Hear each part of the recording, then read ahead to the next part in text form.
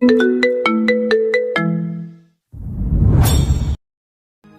সাব্বির, ওঠ ওঠ বাবা, লেট হয়ে যাচ্ছে। হুম। বাবা একটু ঘুমাই না। তুই তো প্রতিদিন তাড়াতাড়ি উঠে যাস, আজ লেট করছিস কেন?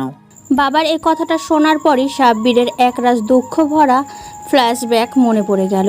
পরশু রাতে সাব্বির আর সাব্বিরের বন্ধুরা সবাই মিলে একটা বিষয়ের জন্য খুব খুশি ছিল, তাই সাব্বির সবাইকে একটা রেস্টুরেন্টে ট্রিট দিচ্ছিল। ট্রিট দেওয়ার শেষ হলে সবাই যে যার মতো চলে যায়। সাব্বির বাইক নিয়ে বাসায় যাচ্ছিল। সামনে দিয়ে দুটো মেয়ে হেঁটে যাচ্ছিল। রাত তখন বেশি না, 8 কি 9টা বাজে। মেয়ে দুটো বোরখা পরেছিল, একজন প্রজাপতি বোরখা আর একজন কালো ঢিলেঢালা বোরখা। মেয়ে দুটো সামনে ছিল আর সাব্বির পেছনে। তখনই মেয়ে দুটো একটা অটো ডাক দেয়। এই ভাইয়া যাবেন? অটোওয়ালা যাবে বললে মেয়ে দুটো উঠতে নিলে তখনই অটোওয়ালা মেয়েটার কাঁধের হ্যান্ডব্যাগটা নিয়ে ফুল স্পিডে অটো টেনে চলে যায়। সাব্বির অটোওয়ালার পিছু ধাওয়া করে বাইক নিয়ে অনেক চেষ্টার পর ওই ব্যাগটা পেয়েও যায়। সাব্বির ব্যাগটা ওই লোকের কাছ থেকে নিয়ে সেই জায়গায় আবারও আসে, বাট মেয়েগুলোকে পায় না। মেয়েটার ব্যাগ খুলতে যেয়েও সাব্বির খোলে না। পরে অনেক চিন্তা ভাবনার পরে মেয়েটার ব্যাগ খোলে এবং একটা কলেজের বেতনের রিসিট পায়। হয়তো ওই মেয়ে দুটোর মধ্যে কারো হবে। রাতে বাড়িতে এসে সবটা বলে সাব্বির। বাবা, তুই খুব ভালো কাজ করেছিস, দেখিস মেয়েটি অনেক খুশি হবে। আশা করি। পরের দিন সাব্বির যখন ওই কলেজের সামনে বাইক নিয়ে দাঁড়িয়েছিল তখন একটা মেয়ে সাব্বিরের দিকে তেড়ে আসে। সাব্বির মেয়েটাকে আগে কখনো দেখেনি। হঠাৎ যদি আপনার দিকে কেউ তেড়ে আসে, তাও আবার একজন সুন্দরী মহিলা থুকু মেয়ে, তখন আপনার কেমন লাগবে? সাব্বির একটা মেয়ের আসার দিকে ভ্রু কুঁচকে তাকিয়ে থাকে। মেয়েটা এসে সাব্বিরের পাশে রাখা ব্যাগটা ছো মেরে নিয়ে নেয়। এই মেয়ে, এটা কি ধরনের অসভ্যতা? কেন, কি করলাম আমি যে আমাকে অসভ্য বলছেন? অসভ্য তো আপনি। আজব না, একে তো আমার ব্যাগ নিয়েছেন, তাও আবার আমাকে অসভ্য বলছেন। এটা আমার ব্যাগ, তাই আমি নিয়েছি। আপনি তো চোর। আমার ব্যাগ চোর? সবাই সাব্বিরের দিকে কেমন যেন হয়ে তাকিয়ে আছে। সবাই ওকে চোর ভাবছে। কি হলো বলেন, এটা আপনি কোথায় পেয়েছেন? সাব্বির এখন সবার চোখে চোরের তালিকায় পড়ে গেছে। ও যেই মন মানসিকতা নিয়ে ব্যাগটা দিতে এসেছিল সেটা নষ্ট হয়ে গেছে। আর বেশিক্ষণ এখানে থাকলে চেনা কেউ দেখলে বলবে কমিশনার সাহেব এখন মহিলা কলেজের সামনে ঘোরাঘুরি করে।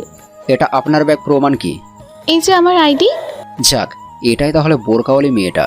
ব্যাগটা দিতে এসেছিলাম, দেওয়া শেষ, ব্যাস। আমার আর এখন সম্মান কামাতে হবে না। সাব্বির বাইক চালিয়ে কিছু না বলে সেখান থেকে চলে আসে। মেয়েটা পিছন থেকে কয়েকবার ডাক দিয়েছিল, কিন্তু সাব্বির শোনেনি। সাব্বির উপকার করতে গিয়ে চোর সেজে গিয়েছিল। কি রে, কই হারিয়ে গেলি? হ্যাঁ বাবা, বলো। কয়েকদিন আগে প্রমোশন পেলি, এখন থেকে যদি আবার অলসতা করিস তো কি করে চলবে?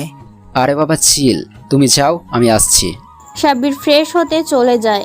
এতক্ষণে বলে ফেলি সাব্বিরের সংক্ষিপ্ত পরিচয়। নাম রাফসান আহমেদ সাব্বির, বয়স 23। দুনিয়ায় আপন বলতে কেবল বাবা আছে, মা ছোটবেলায় সাব্বিরকে জন্ম দিতে গিয়ে মারা যায়। বাকিটুকু পরে জানবেন। ফ্রেশ হয়ে নিচে এসে এই মেয়েটা, খাবার দাও।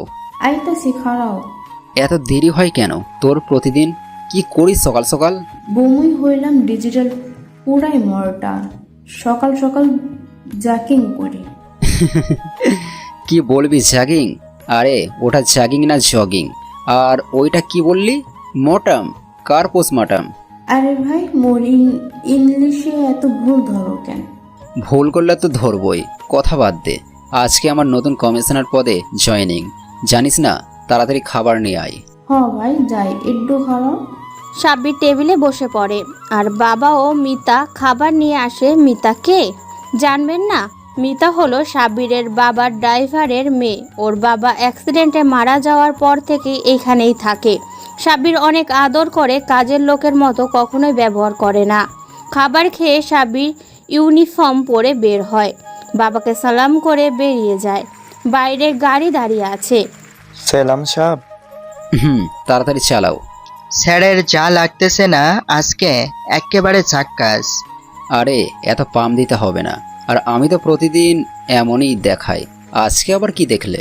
Sir, style. তাই নাকি? যাক, কেউ অন্তত স্টাইলের প্রশংসা করলো। ফাহিম গাড়ি চালাচ্ছে আর সাব্বির বসে আছে। আজকে কমিশনার অফিসের সামনে সবাই ফুল নিয়ে দাঁড়িয়ে আছে নতুন কমিশনারকে ওয়েলকাম জানানোর জন্য। ফাহিম গাড়ি চালিয়ে কমিশনার অফিসের সামনে আসে। অনেক পুলিশ দাঁড়িয়ে আছে সাব্বিরের অপেক্ষায়। ফাহিম গাড়ি থেকে নেমে দরজা খুলে দেয়। সাব্বির হিরোইক স্টাইলে গাড়ি থেকে নেমে আসে। তেমন কিছু বলার নেই সাব্বিরের ব্যাপারে। 5.8 ইঞ্চ হাইট, স্ত্রী করা পুলিশের ইউনিফর্ম আর কালো সানগ্লাস, একেবারে সিনেমার পুলিশদের মতো।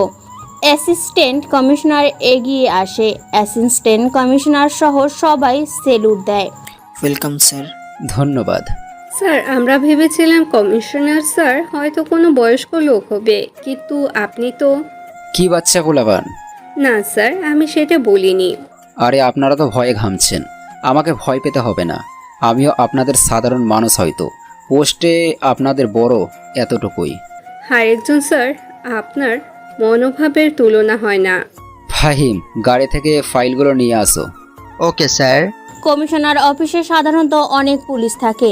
ইন্সপেক্টর রায়শা সাব্বিরকে তার কেবিন দেখিয়ে দেয়। স্যার, এটা আপনার কেবিন, কোনো প্রয়োজনে আমাদের ডেকে নেবেন। ওকে, আমাকে এখানকার সকল কেসের ডিটেলস আর সব গুন্ডা বদমাইশের লিস্ট দেবেন। Okay sir. একটু বাদে সাব্বির ফাইলগুলো ঘাঁটতে থাকে আর কিছু কেস সাব্বিরের নজরে আসে, ওইগুলো চেক করতে থাকে।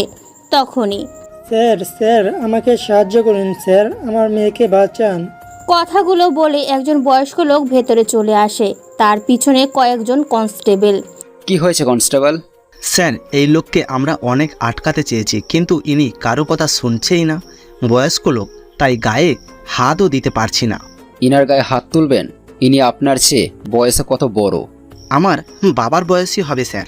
তাহলে আপনার বাবার গায়ে যদি কেউ হাত তোলে তখন আপনার কেমন লাগবে? সরি স্যার, আসলে আমি কোনো এক্সকিউজ শুনতে চাইনি।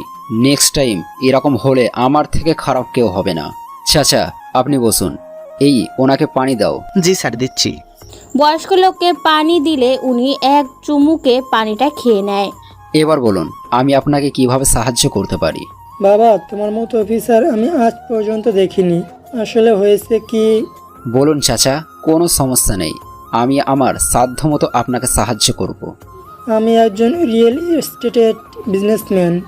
এই শহরে আমার অনেক প্রপার্টি আছে। কিছুদিন আগে কয়েকজন লোকাল মাফিয়া আমার কাছে আসে এবং বলে যে আমার নতুন কেনা বিল্ডিংটা ওদের নামে লিখে দিতে। আমি না করি, তাই আজকে আমার পুরো ফ্যামিলিকে তুলে নিয়ে গেছে। আপনার কাছে কোনো ফোন আসেনি মুক্তিপণের টাকা চেয়ে? না বাবা, আমি গেছিলাম ওদের কাছে। আমি বলেছি যে ওই বিল্ডিংটা ওদেরকে দিয়ে দিব, কিন্তু ওদের এখন আমার পুরো প্রপার্টি চাই। আবার বলছে যে আমার মেয়ের সাথে কুকীর্তি করে নেটে ভিডিও ছেড়ে দেবে। ওরা এখন কোথায়? ওরা এখন এই জায়গায় একটি পরিত্যক্ত বাড়িতে আছে। সাব্বির সাথে সাথে কয়েকজন ইন্সপেক্টর আর কনস্টেবলকে ডাক দেয়। গাড়ি নিয়ে অমুক জায়গায় চলে আসে। গাড়ি থেকে নেমে সাব্বির পিস্তলটা বের করে নেয় আর চাচাকে সাথে নেয়। ভেতরে গিয়ে সাব্বির দেখে দুটো ছোট বাচ্চাকে আর একজন মহিলাকে পিলারের সাথে বেঁধে রাখা হয়েছে। মনে হচ্ছে এদেরকে মারা হয়েছে। আর একটি মেয়ে বয়স্ক লোকটির মেয়েকে কয়েকজন টিচ করছে। বড় ভাইয়া, কি অবস্থা? কে রে তুই? আর এখানে আসার সাহস কি করে হয়? আরে বুড়ো, তুই তোকে না বলছিলাম পুলিশ খবর দিতে? না, তোর তো অনেক সাহস। ঠাস ঠাস করে থাপ্পড় পড়ে ওই গুন্ডাগুলোর গালে। সবাই হতবাক হয়ে চেয়ে আছে। সবার চোখ এখন সাব্বিরের ওপর। কি করে বয়স্ক লোকদের সম্মান করতে হয় জানিস না? আরও একটি থাপ্পড় মারে। গুন্ডাগুলো সব বলদের মতো চেয়ে আছে। আজ হয়তো প্রথম কোনো পুলিশ তাদের বসকে মারছে। তোকে তো আমি বলেই পিস্তলে হাত দেয় গুন্ডাটি। ফাহিম, কোনো গুন্ডা যদি কোনো পুলিশের দিকে অস্ত্র তোলে, গুলি করার চেষ্টা করে, তাহলে তাকে কি করা উচিত? স্যার, আমরাও গুলি করব আখরতার জন্য। তাহলে এখনো কেন দাঁড়িয়ে? সব কটাকে গুলি করো। মনে করো কালকে ঈদ, সেই খুশিতে যেভাবে বাজি ফাটাবে সেভাবে গুলি দিয়ে উদযাপন করো। মনে রেখো, কেউ যেন না মরে। সব কয়টাকে প্রতিবন্ধী বানিয়ে দাও। Sir, really?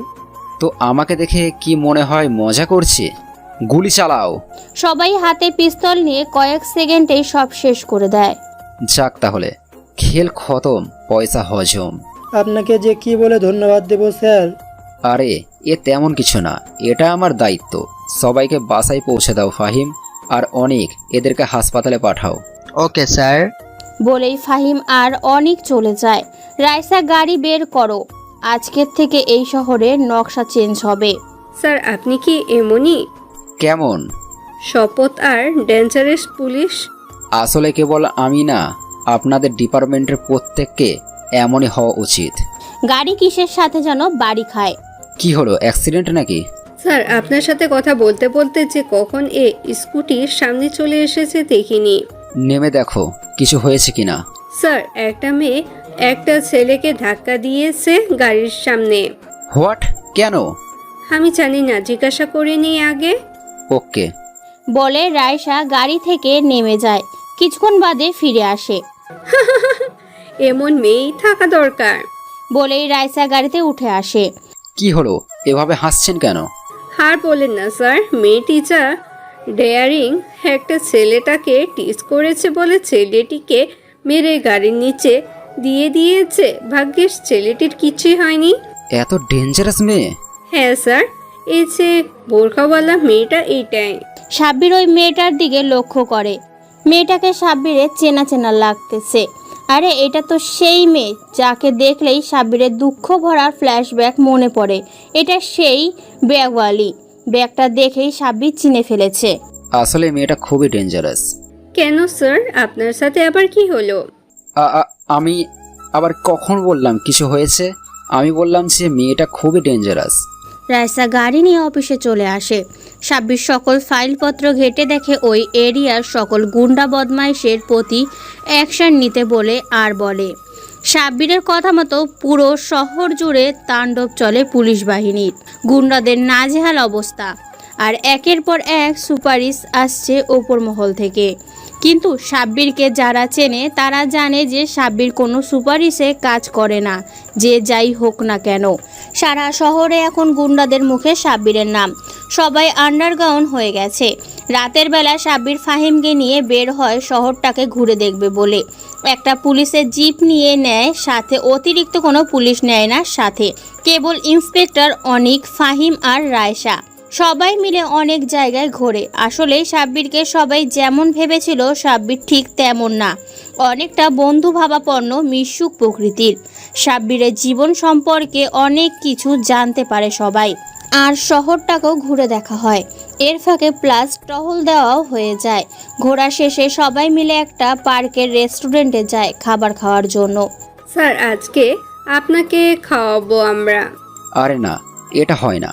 আপনাদের আমি নিয়ে এসেছি, আমি খাওয়াবো। আমাকে না হয় অন্যদিন খাওয়ালেন। কিন্তু স্যার। কোনো কিন্তু না। ওয়েটার, খাবারের মেনু কোথায়? এই যে স্যার। আমি তো তেহারি খাবো, আমার ফেভারিট। আপনারা কি খাবেন? অর্ডার করে নেন। আমার জন্য একটা চিকেন বিরিয়ানি। আমার জন্য হালিম নিয়ে আসো। আর আমার জন্যও চিকেন কাবাব নিয়ে আসেন। ওয়েটার অর্ডার মোতাবেক খাবার নিয়ে যায়। খাবার খাওয়ার সময়ও অনেক গল্প হয়। খাবার খাওয়া যখন শেষ পর্যায়ে তখন একটি মেয়ে চিৎকার শুনতে পায়। তিনজন, কেবল ওরা না, সবাই শুনতে পায়। সবাই এগিয়ে যায় আওয়াজের উৎস খুঁজতে। পার্কের পেছন দিকটা থেকে আওয়াজটা এসেছে। এত রাত্রে ওই দিকটায় কে আর কি হলো যে চিৎকার করলো? কাউকে খুন করা হয়নি তো? সাব্বিরদের আগে জনতা সেখানে পৌঁছে যায়। সাব্বির, রায়সা আর ফাহিম আর অনিক সবাইকে সাইড হতে বলে। সাব্বির দেখতে পায় একটা মেয়ে পড়ে আছে, হাতে গ্লাভস পরে নিয়ে মেয়েটার নাকের কাছে হাত দেয়। মেয়েটা বেঁচে আছে, নিঃশ্বাস চলছে। সাব্বির ফাহিমকে পানি আনতে বলে। ফাহিম পানি আনলেই মেয়েটার মুখে পানি ছিটিয়ে দেওয়া হয়। মেয়েটি চোখ খুলে কিন্তু খুব ভয় পেয়ে আছে।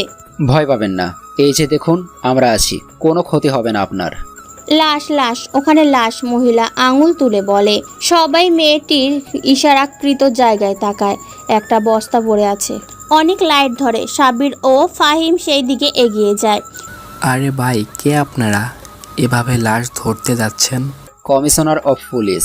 সবাই চুপ মেরে যায় আর কিছু বলে না। সাব্বির বস্তাটার মুখে একটা মাথা দেখতে পায়। একটা মেয়ে হবে হয়তো, আর পুরো বস্তাটা রক্তে লাল হয়ে আছে। সাব্বির বস্তাটি ফাহিমকে খুলতে বলে। ফাহিম বস্তাটি কেটে নেয়, আর তারপর যা দেখা যায় তা দেখে অনেকেই ভয় পায়। একটা মেয়ের লাশ খুব বাজে দেখাচ্ছে, চেহারা বোঝা যাচ্ছে না, আর হাত পায়ে কাটা ছেঁড়ার দাগ মনে হচ্ছে। কেউ বা কারা ধর্ষণ করেছে। মেয়েটির পাশের বস্তায় আর একটা জিনিস দেখতে পায় সাব্বির, যেটি হচ্ছে সেই ব্যাগটি। হ্যাঁ, সেই বোরখাওয়ালির ব্যাগটি। সাব্বির কিছুটা পিছিয়ে গেল। স্যার কি হলো, আপনি পিছিয়ে গেলেন কেন? কোনো সমস্যা? সাব্বির কোনো জবাব দিল না। স্যার কিছু বলছেন না কেন? কিছু তো অন্তত বলুন। সাব্বির কি বলবে ভেবে পাচ্ছে না। একটা জলজান্ত মানুষ যাকে সকালে দেখলো তাকেই এখন লাশ হিসেবে দেখে। অনেকটা শক পেয়েছে। আর সাব্বির শিওর না যে এটাই বোরখাওয়ালি, কারণ চেহারাটা বোঝা যাচ্ছে না। স্যার। হ্যাঁ। আপনি পিছিয়ে গেলেন যে? কিছু না, বডিটাকে গাড়িতে তোল আর পুরো জায়গাটা ভালো করে সার্চ করো, কোনো ক্লু যেন হাতছাড়া না হয়। Okay sir. বলেই ফাহিম আর অনিক বডিটাকে গাড়িতে তোলে। সাবধান। বডিটা গাড়িতে তুলে সাব্বির রায়শাকে নিয়ে ফরেনসিক রিপোর্টের জন্য বডিটা পোস্টমর্টমের করাতে দেয়। আর ফাহিম, অনিক আরও অনেকজন পুলিশ পুরোটা পার্ক ও আশেপাশের এরিয়া চিরুনি তল্লাশি চালাতে থাকে। লাশের পোস্টমর্টম করছে ডক্টর। আর সাব্বির আর রায়শা বাইরে বসে আছে। সাব্বির চুপটি মেরে বসে আছে। স্যার, একটা কথা বলবো? হ্যাঁ বলো নির্দ্বিধায়। মেয়েটাকে আপনি চেনেন তাই না? হ্যাঁ চিনি, তুমিও চেনো? কিভাবে স্যার? আজ সকালের কেসটা সলভ করে ফেরার পথে একটা অ্যাক্সিডেন্ট হয়েছিল, মনে আছে? ওই অ্যাক্সিডেন্টের জন্য যে মেয়েটা দায়ী ছিল, এটা হয়তো সেই মেয়েটাই। আপনি কিভাবে শিওর যে এইটাই সেই বোরখাওয়ালি মেয়েটা? বস্তাতে একটা ব্যাগ দেখেছিলাম চামড়ার, ওই ব্যাগটা আমার খুব চেনা। এরপর সাব্বির রায়শাকে সবটা খুলে বলে।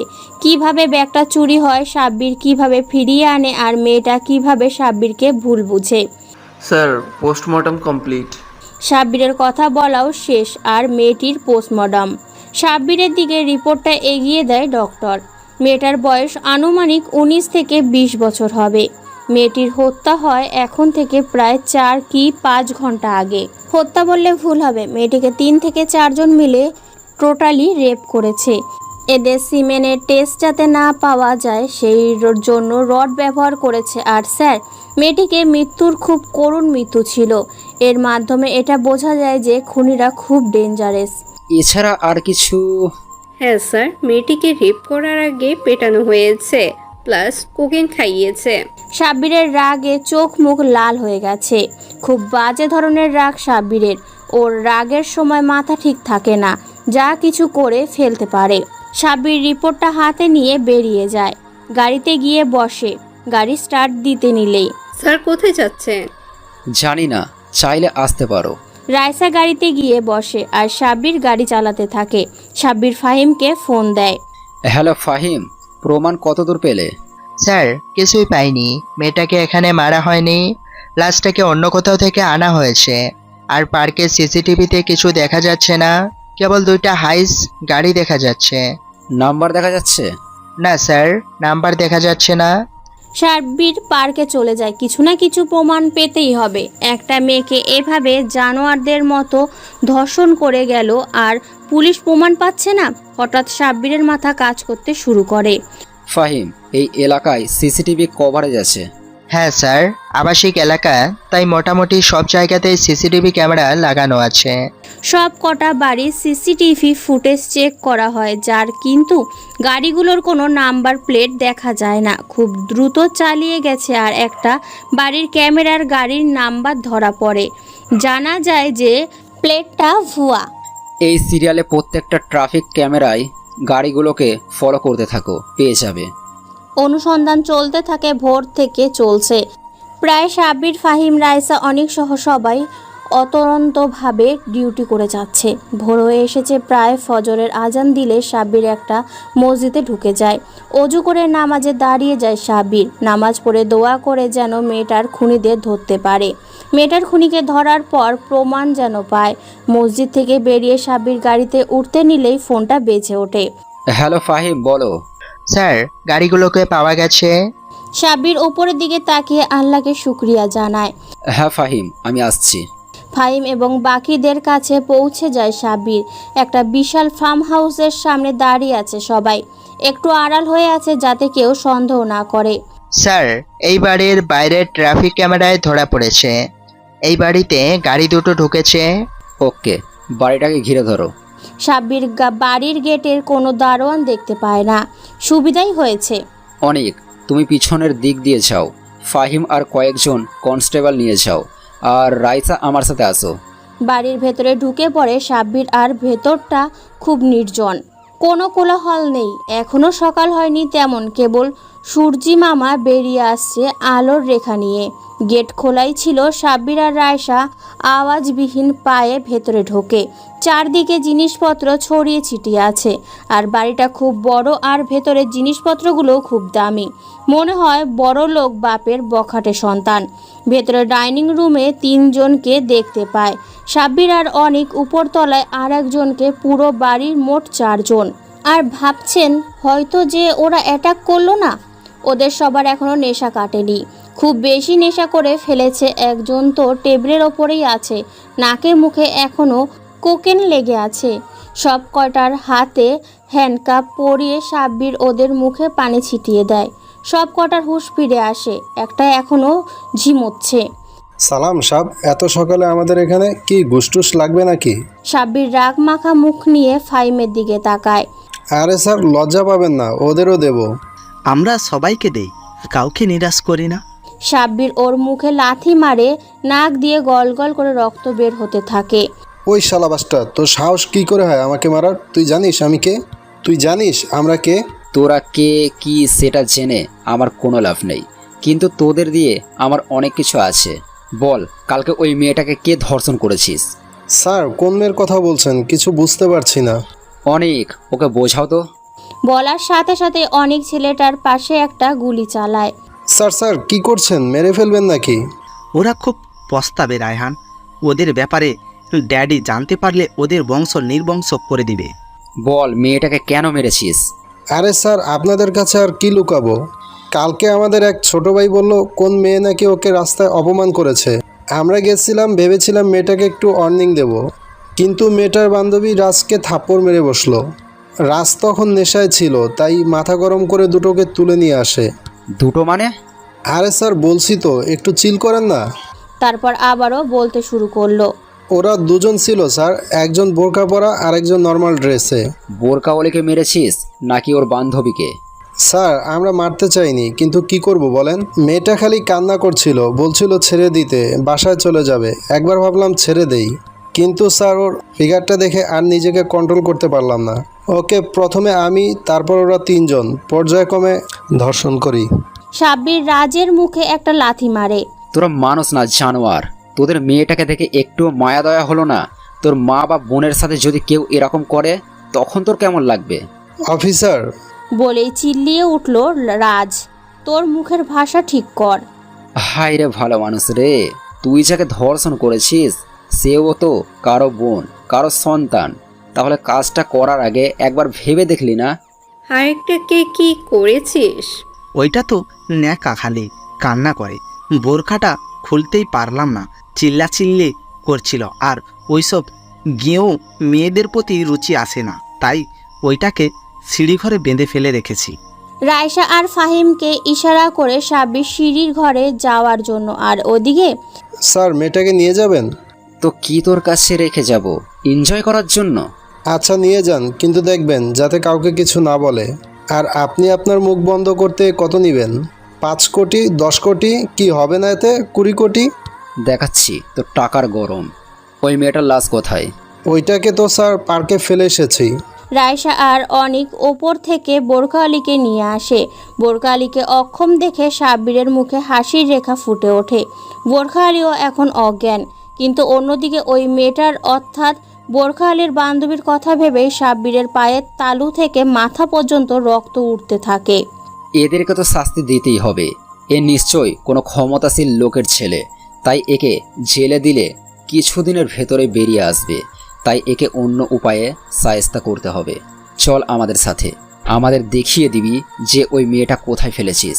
চলুন স্যার, আর আপনি খুব ভালো, আপনাকে সন্তুষ্ট করার দায়িত্ব আমাদের। হ্যাঁ হ্যাঁ, আমি তো সন্তুষ্ট হবই, আর তোদেরও সন্তুষ্ট করব। মানে? মানে তোদেরকে বেকুসুর খালাস করে দিব, মুক্ত করে দিব। ফাহিম, অনিক, রাইসা সহ সবাই তাকিয়ে আছে সাব্বিরের দিকে, কেননা ওই মেয়েটির লাশ তো পাওয়া গেছে। তাহলে কি করতে চলেছে সাব্বির ওদের দিয়ে? আর সাব্বির এদের সাথে এত তাল মেলাচ্ছে কেন? সাব্বিরও কি তাহলে অন্য পুলিশদের মতো? সাব্বির 4 জনকে গাড়িতে তুলে নেয় আর বোরখা আলীকে আরেকটি গাড়িতে করে রাইসার সাথে ওর বাড়িতে পাঠিয়ে দেয়। ওদের 4 জনকে নিয়ে একাই চলে যায়। সন্ধ্যাবেলা সাব্বির বোরখা আলীকে দেখতে রাইসাদের বাড়ির সামনে দাঁড়িয়ে আছে। রাইসা বারান্দা দিয়ে সাব্বিরকে দেখতে পায়। স্যার, বাহিরে দাঁড়িয়ে আছেন কেন? ভিতরে আসুন। আরে এমনি দাঁড়িয়েছিলাম। ভেতরে চলে আসুন। সাব্বির ভেতরে যায়। বোরখা আলী অরিজিনাল নাম তানিয়া, যেটা রাইসা সাব্বিরকে জানায়। সাব্বির গিয়ে তানিয়ার বিছানায় পাশে বসে। তানিয়াকে যখন এইখানে আনা হয় তখন ও অজ্ঞান ছিল, প্লাস ওর জ্বর ছিল। জ্বর অবশ্য এখন কমে এসেছে। রাইসা সাব্বিরের জন্য কফি আনতে যায়। সাব্বির বসে বসে তাকিয়ে আছে তানিয়ার দিকে। কখনো চেহারাটা ভালো করে দেখেনি কোনো দিন। খুব মিষ্টি একটা চেহারা, দুধে আলতা গায়ের রং, চুলগুলো হালকা কোকড়ানো। সাব্বির ওই দিকে তাকিয়ে থাকতে থাকতে যেন ওর চেহারার একটা মায়ায় পড়ে যাচ্ছিল যে কেউ এই প্রেমে পড়ে যাবে। সাব্বির ক্রমশ ওই গোলাপি ঠোঁট জোড়ার দিকে আকৃষ্ট হতে থাকে। হঠাৎ তানিয়ার ঘুম ভেঙে যায়। সাব্বিরের চেহারা এখন ঠিক ওর মুখের ওপর, তাই চোখ খুলে সাব্বিরকে দেখে অনেকটা আটকে ওঠে, ফলে চিৎকার করে ওঠে, আহাইয়া! রাইসা কফি বানানো শেষ, তাই রাইসা কফি নিয়ে রুমেই আসছিল। ঠিক তখনই চিৎকার শুনতে পায়। কি হয়েছে তানিয়া? চিৎকার করছো কেন? এই চোর লোক এখানে কি করছে? কে চোর? কোথায় চোর? এ তো সামনে বসে আছে। আমাকে বলছে? এটা বলেই সাব্বির রাইসার দিকে তাকিয়ে একটা ভ্যাবলা মার্কা হাসি দিল। স্যার, আপনি চোর হতে যাবেন কেন? এই 1 মিনিট, আপনি এই চোরকে স্যার বলছেন কেন? তানিয়া, তখন থেকে দেখছি তুমি স্যারকে চোর চোর বলছো। তুমি জানো না উনি কে? না, সেটাই তো জানতে চাইছি। কমিশনার অফ পুলিশ এ সাব্বির। আপনি খুব ভালো মজা করেন তো ম্যাডাম। এই চোর নাকি পুলিশ কমিশনার। সাব্বির আর রাইসা চোখ ছোট ছোট করে তানিয়ার দিকে তাকিয়ে আছে। হঠাৎ রুমে ইন্সপেক্টর অনিক আসে। স্যার, আপনাকে বড় স্যার ডেকেছেন। আচ্ছা তুমি যাও, গাড়ি রেডি করো, আমি আসছি। তানিয়া এখন হয়তো বুঝতে পেরেছে যে রাইসা মজা করেনি। সাব্বির আসলেই পুলিশ কমিশনার। স্যার, ও স্যার, আমাকে না মাফ করে দিন। আমি বুঝতে পারিনি যে আপনি কে। আপনাকে না চিনে ওই দিন আপনাকে অপমান করলাম। আজ আপনি আমায় বাঁচালেন, আপনাকেই অপমান করলাম। ইটস ওকে, আপনি আপনার ভুল বুঝতে পেরেছেন, এটাই অনেক। আচ্ছা স্যার, আমার বান্ধবী কোথায়? ও কেমন আছে সেটা তো জানতে পারলাম না। সাব্বির রাইসার দিকে তাকায় এবং ইশারায় জিজ্ঞাসা করে কি করব। রাইসা সবটা বলে দিতে বলে। আপনার বান্ধবীকে দেখবেন? অবশ্যই স্যার, ওর এই দুনিয়ায় আমি ছাড়া কেউ নেই। ও এতিম, আমিও এতিম। সাব্বির তানিয়াকে সাথে নিয়ে গাড়িতে বসে। আগে বড় স্যারের অফিসে যায়। স্যার, আসতে পারি? আসো। স্যার, আমাকে ডেকেছেন কেন? তুমি কি জানো যে শহরের টপ বিজনেসম্যান আলতাফ চৌধুরীর ছেলে সহ আরও কয়েকজন নামি দামি লোকের 3 জন ছেলে সহ 4 জনকে খুঁজে পাওয়া যাচ্ছে না? না স্যার, মাত্র জানতে পারলাম। কোথায়, কিভাবে? আমি জানি না যে এতে তোমার হাত আছে কিনা, তবে ওদের খুঁজে বের করার ব্যবস্থা কর। Okay sir. তুমি এখন আসতে পারো। সাব্বির তানিয়াকে নিয়ে হসপিটালে যায়। হসপিটালে কেবিন ওয়ার্ড পেরিয়ে ওকে মর্গে নিয়ে যায়। স্যার, এখানে কেন? তোমার বান্ধবীকে দেখবে না? হ্যাঁ স্যার, অবশ্যই, কিন্তু মর্গে কেন? সি ইজ নো মোর বলেই একটা ড্রয়ার খুলে দেয়। তাতে ছিল সেই মেয়েটির লাশ। লাশটা দেখে তানিয়া যখন বুঝতে পারলো এটা তার বান্ধবী, ও চিৎকার দিয়ে অজ্ঞান হয়ে গেল। সাব্বির ওকে কোলে তুলে নিয়ে গাড়িতে বসায়, চোখ মুখে পানি ছিটিয়ে দেয়। তানিয়ার জ্ঞান ফিরে আসে। তানিয়া কোনো কথা বলছে না, চুপ করে আছে আর ফুপিয়ে ফুপিয়ে কাঁদছে। তানিয়া, এই তানিয়া, আপনি প্লিজ কাঁদবেন না। তানিয়া সাব্বিরকে জড়িয়ে ধরে জোরে শব্দ করে কাঁদতে থাকে। স্যার, ওর কি দোষ ছিল বলতে পারেন? আমি ওই লোফারটাকে শাস্তি দিলাম, আর তার শাস্তি আমাকে না দিয়ে ওকে কেন দিতে গেল বলতে পারেন? ও আর আমি এতিমখানায় মানুষ হয়েছে। ওর কোনো শত্রুতা ছিল না কারোর সাথে। ও চাইতো পড়ালেখা করে ডাক্তার হয়ে মানুষের ফ্রিতে সেবা করতে। আজ ওর প্রাণ আর ইজ্জতটা ফ্রিতে চলে গেল। স্যার, ওই জানোয়ারদের সবচেয়ে কঠোর শাস্তি দিবেন। ওদের শাস্তি দেখে যেন শয়তানেরও আত্মা কেঁপে ওঠে। ওদের তো শাস্তি দেওয়া শেষ। মানে? দেখো বলে সাব্বির মোবাইলের খবরের চ্যানেল বের করে দেয়। হেডলাইনে লেখা, বুড়িগঙ্গায় 4 যুবকের লাশ। বুড়িগঙ্গা থেকে 4 অজ্ঞাত যুবকের লাশ উদ্ধার। সবার চেহারা নষ্ট করে দিয়েছে খুনি।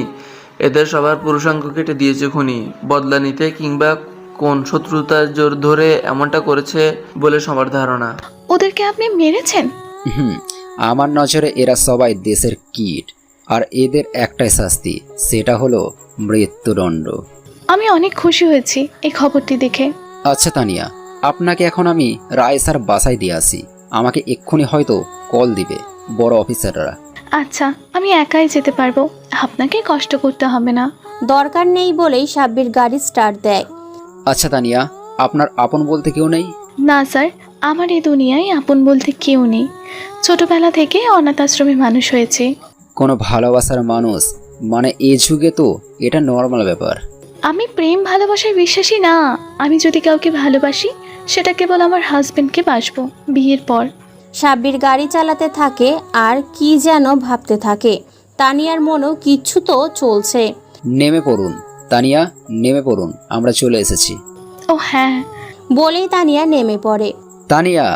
হ্যাঁ বলুন, কিছু বলবেন? এই নিন, এটা রাখুন। একটা ফোন এগিয়ে দিয়ে কথাটা বলে সাব্বির। এটা রাখুন, কিছু লাগলে আমাকে জানাবেন। আচ্ছা। বলেই ফোনটা নিয়ে নেয় তানিয়া। সাব্বির গাড়ি ঘুরিয়ে চলে যায়। হ্যালো স্যার, বলুন। তুমি খবর শুনেছো? হ্যাঁ স্যার, আমি সেখানেই যাচ্ছি। কেসটার স্পিড বাড়াও, আমি খুব শীঘ্রই একটা রিপোর্ট চাই। Okay sir. বলেই সাব্বির ফোনটা কেটে দেয়। এর মধ্যে সাব্বির লাশগুলোকে যে হাসপাতালে রাখা হয়েছে সেখানে চলে যায়। ফাহিম, অনিক, রায়সা সহ সবাই সাব্বিরকে স্যালুট দেয়। ওদের চোখে সাব্বিরের জন্য একটা আলাদাই রেসপেক্ট দেখতে পায় সাব্বির। স্যার, আমি জানতাম না আপনি অন্য পুলিশের মতন না। স্যার, উচিত শাস্তি দিয়েছেন এদের। স্যার, এমনি কখনো কি করে আমি আজ পর্যন্ত জানতে পারলাম না। আমি জানি আপনারা আমাকে দুর্নীতিবাজ মনে করেছিলেন, কিন্তু আমি ওই রকম না। আর এই কেসের কথা আমাদের বাইরে যেন আর কেউ না জানতে পারে। স্যার, এটা নিয়ে আপনি ভাববেন না। জীবন চলে গেলেও কেউ জানবে না। অ্যাসিস্ট্যান্ট কমিশনার কই? ওকে এখানে ডাকো।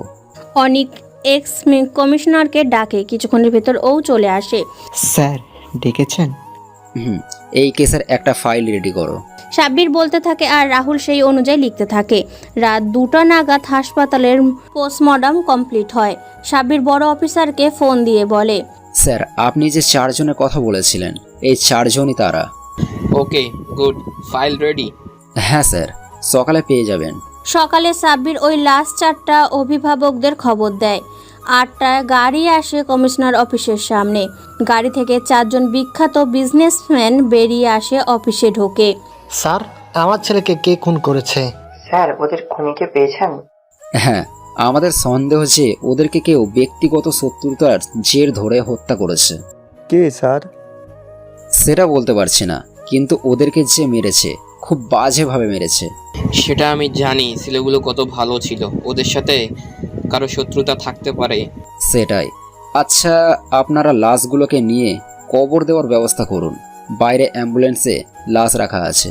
স্যার, আপনি তাড়াতাড়ি ওই খুনিকে খুঁজে বের করুন। সবাই বেরিয়ে গেলে সাব্বির বাইরে যায়, 4 জনকে ডাকে। আপনারা শুনুন, আপনাদের মেয়েদের যদি কেউ বাজেভাবে ধর্ষণ করে আর আপনি জানতে পারেন কে করেছে, তাহলে আপনারা কি করবেন? জানে মেরে দেবো কুত্তার বাচ্চাকে। আমিও তাই করেছি। বলে সাব্বির চলে যায়। ওরা বুঝতে পেরে গেছে যে সাব্বিরই যা করার করেছে আর কেন করেছে। লাশগুলো নিয়ে চলে যায় ওরা। বিকেলে সাব্বির বেরিয়ে যায় তানিয়ার সাথে দেখা করার জন্য। হঠাৎই একটা ফোন আসে।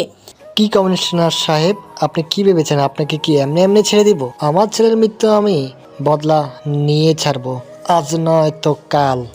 এমন শাস্তি দিব আপনাকে যে আপনি শোকে মারা যাবেন। বলেই ফোনটা কেটে দেয়। সাব্বির জানে যে পুলিশের চাকরি করা আর মৃত্যু সাথে নিয়ে ঘোরা একই কথা। সাব্বির এসব ভয় পায় না। সাব্বির এসব তোয়াক্কাও করে না। তানিয়াদের বাড়ির মানে রায়সার বাড়ির সামনে দাঁড়িয়ে আছে। হঠাৎ একটা বাইক এসে প্রচণ্ড স্পিডে সাব্বিরের বুকে ছুরি মারতে নিলে সাব্বির ঘুরে যায়। আর সেটা হাতে লাগে, হাতে অনেকটা কেটে যায়। তানিয়া বারান্দায় এসে এই দৃশ্য দেখতে পেয়ে ছুটে আসে। সাব্বিরের হাত দিয়ে প্রচুর ব্লিডিং হচ্ছে, হাতের অনেকটা অংশ কেটে গেছে।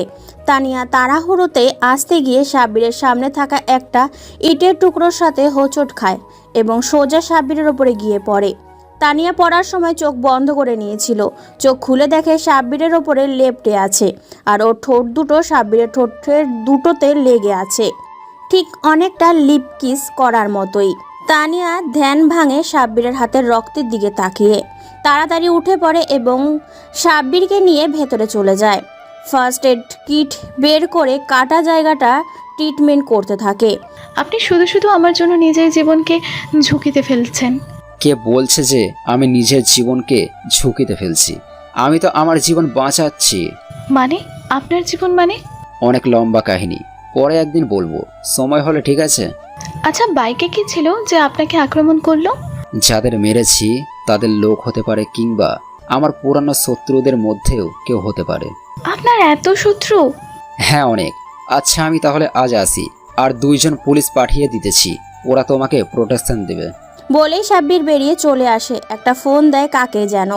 হ্যালো, তুই জানিস একটু আগে আমার উপর অ্যাটাক হয়েছিল? কি? কে করেছে ওটা? আমি জানি না, তবে বাইকার ছিল। আলতাপের লোক নাকি অন্য কেউ? সেটা বলতে পারবো না, কিন্তু আলতাপ যদি আমার আসল পরিচয় জেনে যায় তবে কিন্তু সমস্যা হবে। আমাদের মিশন শুরু হবার আগে শেষ হবে। সেটা নিয়ে তুই ভাবিস না, যতদিন পুলিশের ছদ্মবেশে আছিস ততদিন কেউ তোকে চিনবে না। আর ভাবির কি খবর, তোকে চিনতে পেরেছে? না রে, সেই কত বছর পর খুঁজে পেলাম, এখন আবার আমাকে চিনে না। দুঃখ করিস না, ভাবিকে যখন একবার পেয়েছিস সবটা ঠিক হয়ে যাবে। ফোন কেটে গেছে। সাব্বির কমিশনার অফিসে চলে আসে, এসে কিছু পুলিশ পাঠায় তানিয়ার কাছে। স্যার, আপনার হাতে ব্যান্ডেজ? এ তেমন কিছু না, জাস্ট একটু আঘাত লেগেছে বাস।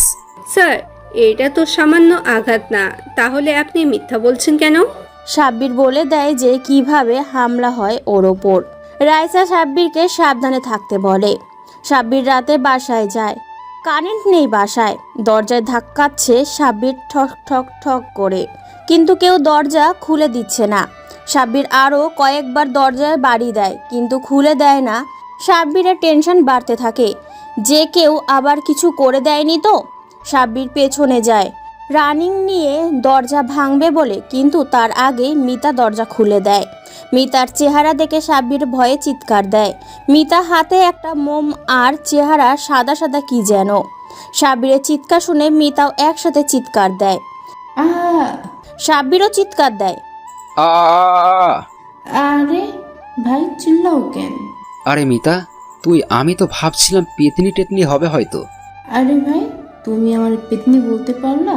মুই কতগুলো করি দেখছো, চেহারায় ফেস ক্রিম মাখছি। কিসের গুলো? তুই গ্লো বলতে চাচ্ছিস? ওটাই। কিন্তু কার কৃমি হয়েছে? আরে কিরমায়ের কথা কই নাই, আমি চেহারায় যেটা মাখছি সেটার কথা কইছি। আচ্ছা বাদ দে, বাবা কই? রুমে ঘুমাই। আমি অনেক বইলা খাওয়াইছি, আম্মাই চইলা যাওয়ার পর থাইকা এমনই করে। আচ্ছা খাবার দে আমাকে, ক্ষুধা লাগছে। মিতা খাবার বেড়ে দিলে সাব্বির খেয়ে নেয়।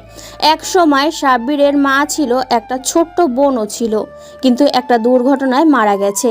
কিন্তু সেটা দুর্ঘটনা ছিল না, ছিল একটা অনেক বড় চক্রান্ত, যেটার বদলা সাব্বির নেবে যে কোনো মূল্যেই। সকালে সাব্বির নিজের কাজে যায়। আজকাল সাব্বিরের কাজে মন বসে না, মাথায় শুধু একটাই চিন্তা ঘুরঘুর করে, সেটা হলো তানিয়ার চিন্তা। অফিসে বসে বসে কিছু পুরনো কেসের ফাইল ঘাঁটছিল সাব্বির। তাতে একজন আসামির ছবি দেখতে পায়, যার একটা জিনিস সাব্বিরের চোখে পড়ে যায়। স্টিফেন আর্থার নামে এই আন্ডারওয়ার্ল্ডের ডনের ছবি। তার গলায় একটা ট্যাটু সাব্বিরের চেনা চেনা লাগে, একটা ত্রিকোণ ঈগলের মাঝে একটা ধারালো ছুরি নকশা। সাব্বির ছোটবেলায় সেই দিনের ঘটনার কথা মনে করে। দিনটা ছিল পহেলা বৈশাখ। সাব্বিরের বাবা তখন একজন ম্যাজিস্ট্রেট ছিলেন, আর মা ছিল একজন জজ। তো সাব্বিরের মা আর ওরা 2 ভাই বোন সেই দিন তার মার সাথে মেলায় যাবে, তাই তারা গাড়িতে করে মেলার উদ্দেশ্যে রওনা করে। ওরা তখন ওদের নানুর বাড়িতে ছিল, তাই গ্রামের মেলায় যাবে। গাড়ি চলছিল ঠিক মতোই, কিন্তু হঠাৎ ড্রাইভার বলল যে গাড়ির ব্রেক কাজ করছে না। সবাই অনেক ভয় পেয়ে গেল। সাব্বিরের মা সাব্বিরকে এবং ওর বোন মোহিনীকে বাঁচানোর জন্য চিন্তিত হয়ে পড়লেন। গাড়ি অনেক বেগ পেয়ে নিয়ন্ত্রণ হারিয়ে একটা বড় গাছের সাথে বাড়ি খায়, কিন্তু সাব্বির বাদে বাকি সবাই অজ্ঞান হয়ে যায়। সাব্বির গাড়ি থেকে নেমে যায় এবং ওর মা এবং বোনকে টেনে বের করার চেষ্টা করে, কিন্তু বেচারা জানতো না যে তারা আর এই দুনিয়ায় নেই। অনেক চেষ্টার পরে যখন সাব্বির ব্যর্থ হলো, তখন গাড়ির পাশে বসে পড়ল এবং হঠাৎ একটা ঘড়ির মতো টিক টিক টিক আওয়াজ শুনতে পেল। আওয়াজটা গাড়ির নিচ থেকেই আসছিল। সাব্বির ঝুঁকে দেখে যে একটা বোম। সাব্বির বোম চেনে, গাড়ির অনেক নিচে ছিল। সাব্বির একটা লাঠি আনতে গেল বোমটাকে বের করার জন্য, কিন্তু তখনই প্রচণ্ড শব্দে বিস্ফোরণ হলো। সাব্বির তাকিয়ে দেখলো সাব্বিরের মা সহ বোন সহ গাড়িটা উপরে উঠছে, গাড়িতে আগুন জ্বলছে। সাব্বির মা বলে একটা চিৎকার দিয়ে অজ্ঞান হয়ে গেল। আশেপাশের সবাই বিস্ফোরণের উৎস খুঁজতে এসে সাব্বিরকে অজ্ঞান অবস্থায় আবিষ্কার করে। সাব্বিরকে নিয়ে হাসপাতালে ভর্তি করে আর পোড়া লাশগুলোকে কবর দেওয়ার ব্যবস্থা করে। সাব্বিরের বাবা খবর পেয়ে ছুটে আসেন। সব শেষে হাসপাতালে যান সাব্বিরের কাছে। সাব্বিরের তখন জ্ঞান ফিরে এসেছিল। সে তার রুমের বাইরেই কারো কথার আওয়াজ শুনতে পায় এই রকম, বস, ওই মহিলা তো মরে গেছে, ওর একটা ছেলে বেঁচে আছে। না বস, ছেলেটা কিন্তু জানে না কিভাবে হয়েছে, সবাই অ্যাক্সিডেন্ট ভাবছে। আচ্ছা বস, চলে আসছি।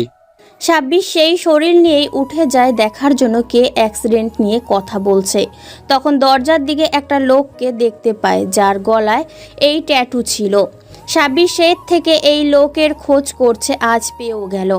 লোকটাকে সাব্বিরের চাই, কিন্তু কোনো মানুষ একে 5 বছর যাবৎ দেখেনি। হয়তো বেঁচে আছে, কিন্তু সাব্বির ওকে বাঁচতে দিবে না, অনেক কঠিন মৃত্যু দিবে। সাব্বির ডিটেলসগুলো প্রিন্ট করে নেয় আলাদাভাবে, কেননা এগুলো টপ সিক্রেট ফাইল। দুপুর হয়ে এসেছে, সাব্বিরের ক্ষুধা লেগেছে, তাই বাইরে যায় লাঞ্চ করতে, কিন্তু অফিসের বাইরেই তানিয়াকে দেখতে পায়। আরে আপনি এখানে কি করছেন? তেমন কিছু না, আপনার জন্য দুপুরের খাবার নিয়ে এসেছিলাম। আচ্ছা। বলেই সাব্বির আবারও তাকালো তানিয়ার দিকে। কি, আমার জন্য খাবার নিয়ে এসেছেন? হ্যাঁ, এই যে। বলে টিফিন ক্যারিয়ারটা দেখায় তানিয়া। আসুন ভেতরে যাওয়া যাক। বলে সাব্বির তানিয়াকে ভেতরে নিয়ে যায়। সাব্বির বসে আছে আর তানিয়া খাবার বেড়ে দিচ্ছে, কিন্তু সাব্বির তাকিয়ে আছে তানিয়ার দিকে। এই চেহারার দিকে 1000 বছর তাকিয়ে থাকলেও সাব্বিরের তৃষ্ণা মিটবে না। নিন, চোখ দিয়ে আমার চেহারা না দেখে খাবার খান। সাব্বির ঘটনার আকস্মিকতায় একটু লজ্জা পায়। আপনি আমার জন্য খাবার এনেছেন, কেউ দেখলে খারাপ ভাবছে তো। যে যা ভাবার ভাবুক, কিন্তু তাতে আমার কিছু যায় আসে না। আপনি ঠিক তো সব ঠিক। সাব্বির খাবার নিয়ে বসে আছে। প্লেটে ওর পছন্দের বিরিয়ানি রান্না করেছে তানিয়া, কিন্তু ও খাচ্ছে না। খাবে কি করে, ওর তো হাত কাটা। আরে খাবার খাচ্ছেন না কেন? বিরিয়ানি পছন্দ না আপনার? হ্যাঁ, পছন্দ তো আমার ফেভারিট, কিন্তু আপনি জানলেন কি করে? ফাহিম ভাই বলেছে। কিন্তু আপনি খাচ্ছেন না কেন? সাব্বির ওর হাত তানিয়াকে দেখায়। এমা, আপনার হাত কেটে গেছে, আমি তো ভুলেই গেছিলাম। দিন, আমি খাইয়ে দিই। সাব্বির কি বলবে ভেবে পায় না, কিন্তু ক্রাশের হাত থেকে খাওয়া মন্দ হয় না, তাই সাব্বির হ্যাঁ সূচক মাথা নাড়ায়। তানিয়া সাব্বিরকে খাইয়ে দিচ্ছে, আর সাব্বির বাচ্চাদের মতো চুপ করে খাচ্ছে।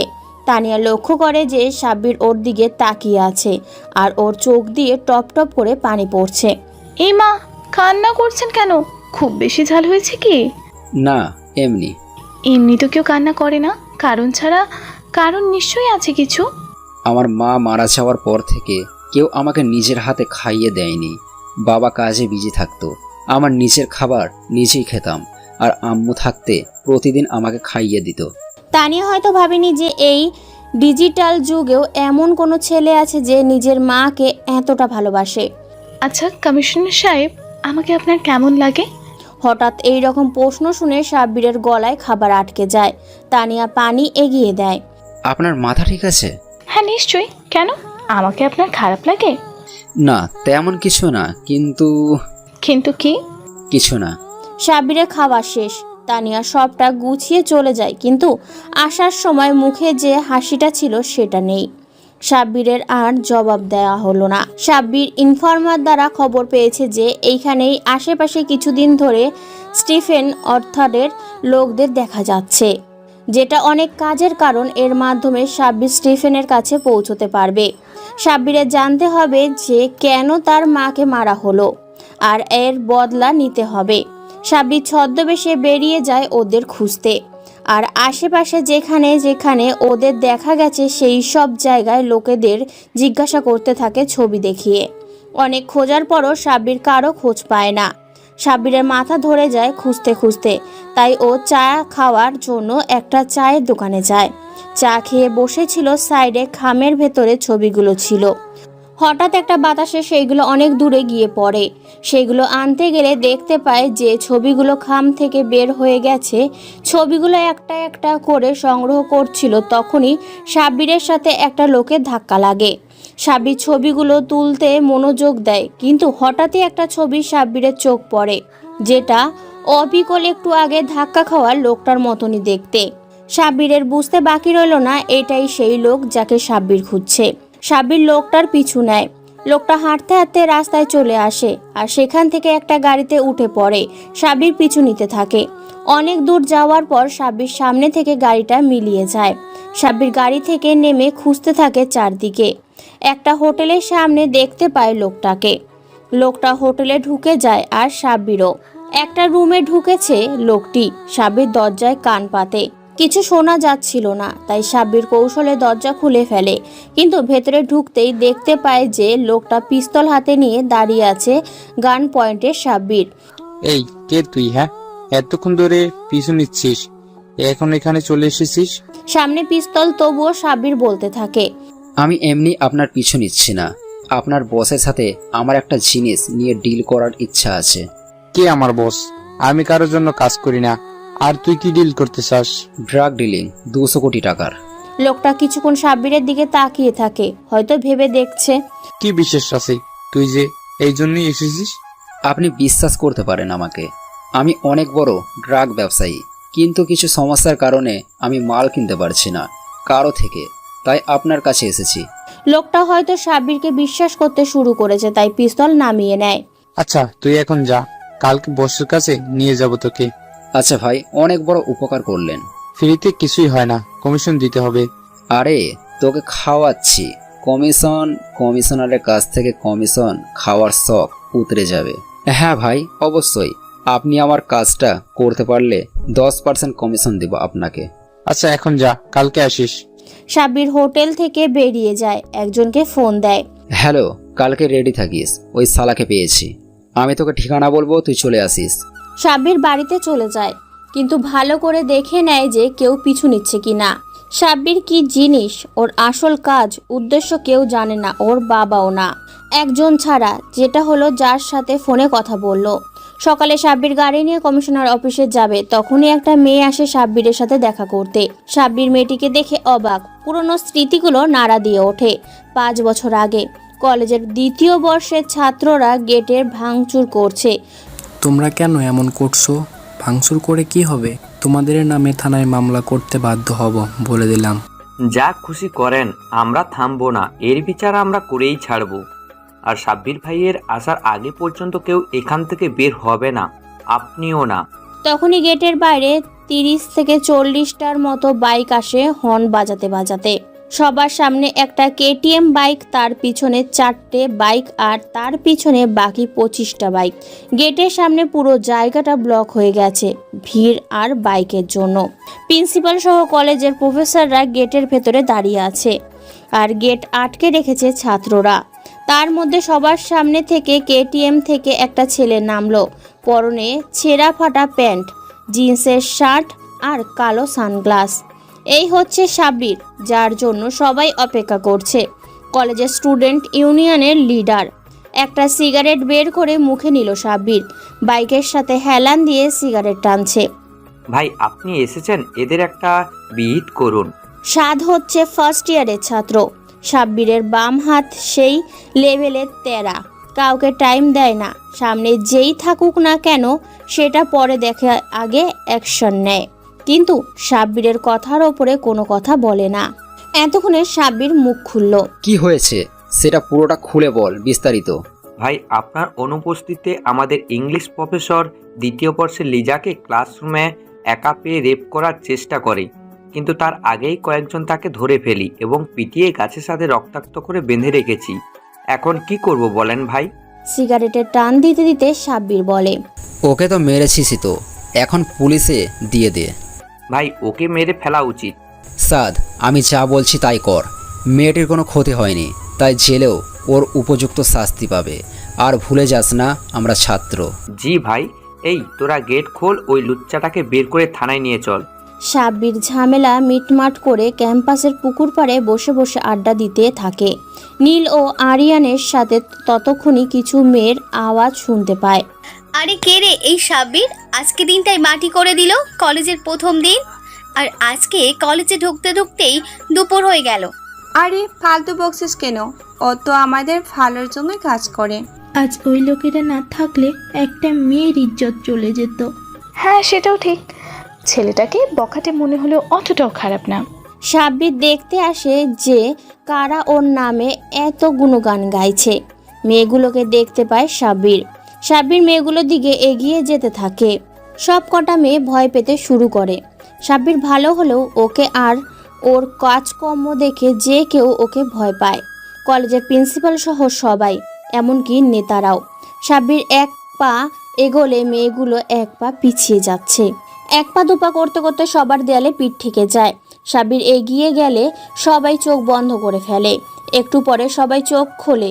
সবাই দেখতে পায় যে সাব্বির দেয়ালে হাত দিয়ে তানিয়ার চোখের দিকে তাকিয়ে আছে আর মুচকি হাসছে একেবারে চোখ থেকে চোখ। কলেজের মেয়েদের অনেকেই ভিড় জমিয়েছে এইটা দেখার জন্য, কারণ সাব্বির মেয়েদের পাত্তা দেয় না। আজ নাকি সে একটা মেয়ের চোখের দিকে তাকিয়ে হাসছে। সাব্বিরের সাথে যারা ছিল তারাও, নীল, আরিয়ান, ওরা বলদ হয়ে গেছে সাব্বিরের কাজ দেখে, কারণ ওরা ভাবেনি সাব্বির এমন কিছু করবে। আর সাব্বির কখন কি করে সেটা ওরাও জানে না, এত ভালো বন্ধু হওয়া সত্ত্বেও। তানিয়া এক দৃষ্টিতে তাকিয়ে আছে সাব্বিরের চোখের দিকে, আর সাব্বির তানিয়ার। তানিয়া প্রথমে ভয় পেলেও এখন আর পাচ্ছে না, কারণ এই চোখে তানিয়া ভালোবাসা ছাড়া আর কিছুই দেখতে পাচ্ছে না। কিন্তু সেটা কি আদৌ তার জন্য? সাব্বিরের চেলাপেলারা সিটি দিচ্ছে সবাই। সাব্বির এবার তানিয়ার সাইড থেকে হাত সরিয়ে নেয় আর চলে যায়। যাওয়ার আগে হাত দিয়ে কি যেন একটা ইশারা করে, যেটা তানিয়া বুঝতে পারে না। তানিয়া ক্যাম্পাসে প্রবেশ করে। ক্লাসে যাওয়ার সময় করিডোরে সবাই ওকে আর চোখে দেখছিল, যেটা তানিয়াকে ভাবাচ্ছিল। আসলে সাব্বির যেটা করেছে একটু আগে, সেটার জন্য আর অনেক মেয়েই শত্রু হয়ে গেছে ইতিমধ্যে তানিয়ার, কারণ সবাই তানিয়াকে হিংসা করছে। স্যার ক্লাস নিচ্ছে, সবাই ক্লাস করছে। হঠাৎ দরজার সামনে সাব্বির চলে আসে। আরে সাব্বির যে, তো আজ কি মনে করে ক্লাসের সামনে? তেমন কিছু না স্যার, ক্লাস করব তাই। এ কথা বলার সাথে সাথেই সবাই সাব্বিরের দিকে এলিয়েন দেখার মতো তাকিয়ে রইল। স্যার বিশ্বাস করতে পারছে না সাব্বির ক্লাস করবে। আসলে ক্লাস করবে তুমি, নাকি আমি ভুল শুনছি? না স্যার, ক্লাস করব। বিশ্বাস হচ্ছে না। আরে যখন ক্লাস করতে চাই না তখন কিছু বলেন না, এখন ক্লাস করতে চাইছি আর এত প্রশ্ন করছেন। করব না ক্লাস, আপনি ওদেরই ক্লাস করান।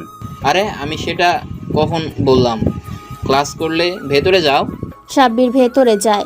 আজকেই প্রথম সাব্বির ক্লাসে পা রাখলো। ছেলে মেয়ে একসাথে বসে সবাই। সাব্বির তানিয়ার সাইডে একটা মেয়েকে দেখতে পেল। ওকে ইশারা করলো অন্য জায়গায় যেতে। মেয়েটি চলে গেল। সাব্বির তানিয়ার পাশে বসে পড়ল। তানিয়া অবাক হচ্ছে, এত জায়গা থাকতে ওর পাশে বসায়। শেষ সাথে কিছু মেয়ে হিংসায় পুড়ছে। সাব্বির মনোযোগ দিয়ে ক্লাস করছে। তানিয়াকে দেখার ক্লাস। সাব্বির তানিয়ার দিকে তাকিয়ে আছে তো আছেই। তানিয়ার অস্বস্তি হচ্ছে, এভাবে তাকিয়ে থাকলে এটা হওয়াই স্বাভাবিক। ক্লাস শেষ, সাব্বির বাইরে যায়। এদিকে তানিয়াকে কলেজের গুন্ডি টাইপ মেয়েরা ডেকে নিয়ে যায়। এই তোর নাম কি? তানিয়া। তোর সাহস তো কম না, তুই কলেজে এসে সাব্বিরকে পটানোর ট্রাই করছিস। দেখুন, আপনাদের ভুল হচ্ছে। আমি কাউকে পটাচ্ছি না, সে নিজেই আমাকে পটাতে চাচ্ছে। দোস্ত, মেয়েটা বেশি কথা বলে, প্লাস মুখে মুখে তর্ক করে। ওকে দেখ এখন কি করি। এই তুই এক কাজ কর, কলেজের মাঠে সবার সামনে কাঁধের উঠবোস কর। করবো না, মগের মূল্যক নাকি? যা বলবে তাই করব। তুই করবি, তোর বাপ করবে, আর এখন করবি। তানিয়া বিভিন্নভাবে মানা করতে থাকে, কিন্তু মেয়েগুলো নাছোড়বান্দা, কিছুতেই ছাড়তে রাজি না। এদিকে সাব্বির কলেজ ক্যান্টিনে বসেছিল, তখনই এক ছোট্ট ভাই এসে খবর দেয়। সাব্বির ভাই কিরে, কি হয়েছে? সাব্বির ভাই, ভাবিকে লিয়া আর ঋতিকা মিলে র্যাগিং করছে। কি? হ্যাঁ ভাই, অনেকভাবে অপমান করার চেষ্টা করছে। কোথায় ওরা? কলেজের মাঠে ভাই, তাড়াতাড়ি চলুন। সাব্বির অনেক জোরে দৌড় লাগায়, সাথে সাত সহ বাকিরাও ওই দিকে। কিরে, তুই তো কোনো কথাই শুনছিস না, তোকে এইবার কি করব ভেবেও কুল পাবি না। বলে যেই হাত উঠাতে যায় তখনই দেখতে পায় কলেজের মাঠের ওই দিক থেকে অনেক ধুলো উঠছে, মানে কারা যেন দৌড়ে আসছে। তার মধ্যে থেকে সবার আগে সাব্বিরকে দেখা যাচ্ছে মাথায় রুমাল বাঁধা, দেখেই বোঝা যাচ্ছে প্রচণ্ড রেগে আছে।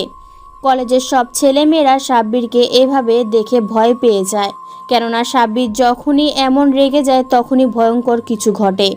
সাব্বির এসে ওদের সামনে দাঁড়ায়, পেছনে 4 বন্ধু আর ছোট ভাইরা। রিকিতা আর লিয়া ভয়ে কাঁপছে আর ভাবছে আজকে ওদের খবর আছে, যেটা সাব্বিরের লাল চোখ দেখেই আন্দাজ করতে পারছে। কি হলো, এখন মার? আরে কি যে বলিস, আমরা ওকে মারতে যাব কেন? তাহলে কি করছিলি বল? তুই এইভাবে কথা বলছিস কেন এই খারাপ মেয়েটার জন্য?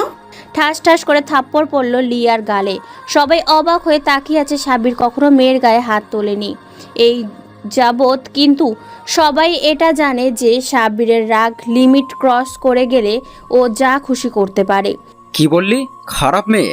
এই তুই কিভাবে ওকে খারাপ বলিস? ওর খারাপের কি দেখেছিস? তুই ওকে মারলি, তাও আবার এই খারাপ মেয়েটার জন্য? ঠাস ঠাস আবারও থাপ্পড় পড়ল। এবার ঋতিকার গালে থাপ্পড়গুলো খুব জোরে পড়েছে, একেবারে দাগ হয়ে গেছে। আমাকে খেপাচ্ছিস? আজকে এর পরিণাম স্বরূপ মারছি। আর সবাই রে বলে রাখি, তানিয়াকে আজ থেকে কেউ কিছু বললে সেটা আমাকে বলা হবে, তাই সাবধান। আমি চাই না কাউকে মারধর করতে। তুই এই মেয়ের জন্য আমাদের মেরেছিস, দেখিনিস এর ফল ভালো হবে না। যা যা, দেখা যাবে। তানিয়া সাইডে দাঁড়িয়ে আছে, অবাক হয়ে এতক্ষণ কান্না করছিল না, কিন্তু এখন প্রচুর কান্না করছে। এই মেয়ে, কান্না করছো কেন? চোখের পানি মুছে দিয়ে জিজ্ঞাসা করলো সাব্বির। হেঁচকি উঠে গেছে কান্না করতে করতে। সাব্বির সাতকে ইশারা করে পানি আনতে বলে, সাত পানি নিয়ে আসে। সাব্বির তানিয়াকে পানি এগিয়ে দেয়, পানিটা খেয়ে নেয় তানিয়া। আপনি কেন আমার জন্য ওদের মারলেন? কথাটা অনেক ভাব ঘুরিয়ে বলা যেতে পারে, কিন্তু আমি সোজাসুজি উত্তর দেব যে আমি তোমাকে ভালোবাসি। তাই মজা করছেন আমার সাথে? একদম না, আমি সিরিয়াস। আসলেই? হ্যাঁ। তো কেন ভালোবাসেন আমায়? ভালোবাসার হাজারটা কারণ আছে, কিন্তু না বাসার একটাও কারণ নেই। কিন্তু আপনি তো একটা গুন্ডা। আমি গুন্ডা, সেটা সবার জন্য না, যারা খারাপ কাজ করে তাদের জন্য। তবুও সবাই আপনাকে ভয় পায়। সবাই পায় না, যারা খারাপ কাজ করে তারা পায়। এখন এটা বলো, আমাকে ভালোবাসবা কিনা? বাসবো, তবে একটা শর্ত আছে। কি শর্ত বলো? আমি সব শর্তে রাজি। সিগারেট খাওয়া ছাড়তে হবে আপনাকে, আর নিয়মিত ক্লাস করতে হবে। সিগারেট? আচ্ছা, আমি কথা দিলাম আর কোনোদিন নিজের টাকায় সিগারেট খাবো না। বন্ধুরা খাওয়ালে খাবেন? তুমি তো আমার টেনশনে ফাইলা দিলা। পারবেন কিনা বলেন? পারবো, তবে একটু সময় দিতে হবে। আচ্ছা দিলাম। এখন তো বলো যে ভালোবাসি। প্রপোজ করছেন? ও সরি, ভুলে গেছি। সাদ, ফুল নিয়ে আয়। জি ভাই। সাদ দৌড়ে যায় কলেজ বাগান থেকে, গাছ সহ ফুল তুলে আনে। আরে হাদারাম, ফুল আনতে বলছি, গাছ না। তাড়াহুড়ায় মাথায় ছিল না। সাব্বির গাছগুলোর থেকে কয়টা ফুল নেয়, নিয়ে তানিয়ার সামনে হাঁটু গেড়ে বসে। মায়াবতী, তোমার ওই কাজল কালো চোখের প্রেমে পড়েছি, তোমার ঠোঁটের ওই মিষ্টি হাসির প্রেমে পড়েছি, তোমার ওই মাতাল চুলের প্রেমে পড়েছি। অবশেষে তুমি নামক নেশায় আসক্ত হয়েছি। তুমি কি সারা জীবন তোমার বুকে মাথা রেখে তোমার হার্টবিট শুনতে দিবে? তোমার ওই মনের ঘরে আমাকে একটু জায়গা দিবে? একটুখানি জায়গা দিলেই হবে। আমি সারা জীবন তোমার ঠোঁটের হাসির কারণ হব, সারা জীবন তোমাকে রক্ষা করব, আমার জীবন দিয়ে হলেও। কি দিবে না? আমাকে তোমাতে আসক্ত হওয়ার সুযোগ হবে না? আমার বেঁচে থাকার কারণ হবে না? আমার নিঃশ্বাস নেওয়ার কারণ? তোমাকে বড্ড বেশি ভালোবাসি, আই লাভ ইউ। পুরো কলেজ সাব্বিরের প্রপোজ দেখছে। সবাই জানে যে সাব্বির মারপিট পারে, কিন্তু সাব্বির যে এত রোমান্টিকভাবে প্রপোজ করতে পারে সেটা জানতো না। I love you too. Tania সাব্বিরের হাতে থাকা ফুল নিয়ে নেয়। সাব্বির খুশিতে তানিয়াকে জড়িয়ে ধরে। সরি জড়িয়ে ধরার জন্য। ওই কিসে সরি? আমাকে না জড়িয়ে ধরলে কাকে ধরবে? সারা কলেজ একসাথে হাততালি দিয়ে ওঠে। সাদ, আরিয়ান, নীল, সৌরভ, অমর, সাইফুল সবাই খুশিতে লাভ লুঙ্গি ডান্স দিতে থাকে। আজ একটা ভাবি হইল অবশেষে। শালা টিট দে সবাইকে। অবশ্যই। সাব্বির বাইক বের করলো। সাব্বির বসছে পিছনে তানিয়া, আর পেছনে আরো 6টা বাইক সাতসহ বাকিরা রাস্তা দিয়ে চলছে ফুল স্পিডে। এত স্পিডে বাইক চালাও কেন? ভয় করে তো। ভয় কিসের? আমি তো আছি। এজন্যই তো বসছি। আমি কোনোদিন বাইকে বসি নাই, ভয় করে তাই। ভাবি ভয় পাবেন না, ভাই খুব ভালো বাইক চালায়। দেখছি তো, কিন্তু আপনার হেতি কই? মানে? আরে আপনার জিএফ কই?